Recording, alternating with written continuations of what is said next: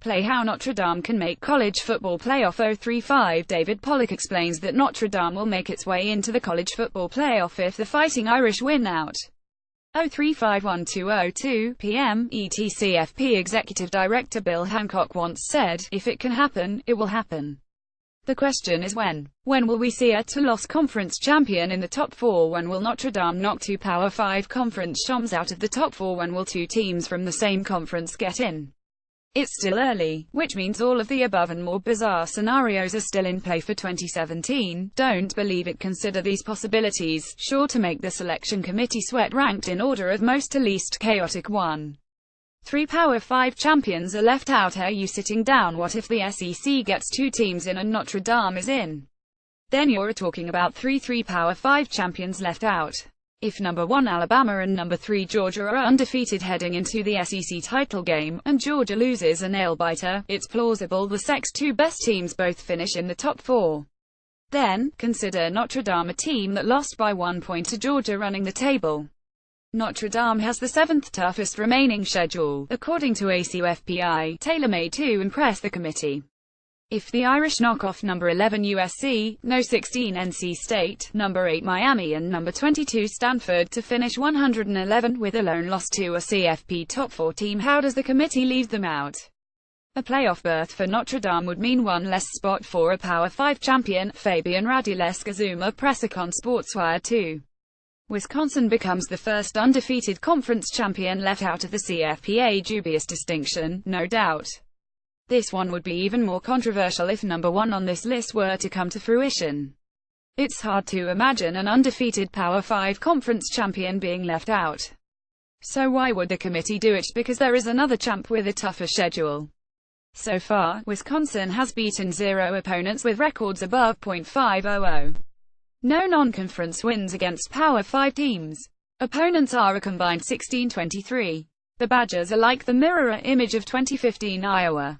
The Hawkeyes lost to Michigan State in the Big Ten title game that year, though, so the committee has never had to consider the possibility of leaving an undefeated league champ out, at least not yet, anyway. One thing is for sure with a schedule like Wisconsin's, there's no margin for error. 3.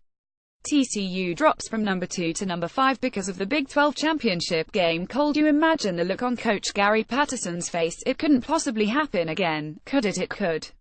In 2014, TCU dropped from number 3 to number 6 in the committee's final ranking, prompting much agony and debate over whether the league needed a conference championship game. So it got one. Now, what if the Big 12's ideal scenario is also its worst nightmare? Undefeated TCU loses to Oklahoma State, a team it already beat during the regular season in the resurrected Big 12 championship game, and drops out of the top 4. Again. 4. Penn State finishes with one loss but is snubbed again. Then Botany Lions won the Big Ten last year but were left out because they had 2 losses. What if this year, Penn State's only loss is on the road to Ohio State? That's exactly what ESPN's FPI forecasts. If that happens, PSU probably would win the Big Ten because it would need Ohio State to lose twice, which is unlikely. The Buckeyes are favored by FPI to win out, but they face Michigan in Ann Arbor to end the regular season. It's very possible PSU has a better season but ends with the same CFP result. 5.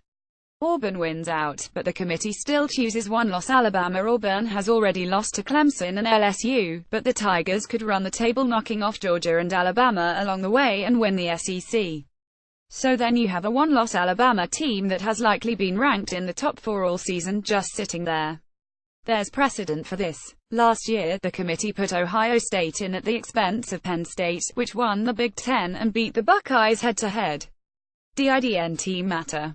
The committee thought Ohio State was still the better team. Would the committee really leave the tide out in favor of a two-loss SEC champ, or would we see the CFP's first two-loss conference champ in the top 4 at Nick Saban's expense? 6.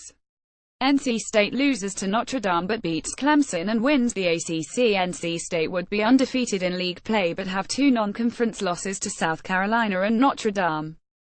That's why, if the Wolfpack have bigger goals than winning the ACC, they need to worry about their road trip to Notre Dame on October 28 and not look ahead to the November 4 home game against Clemson.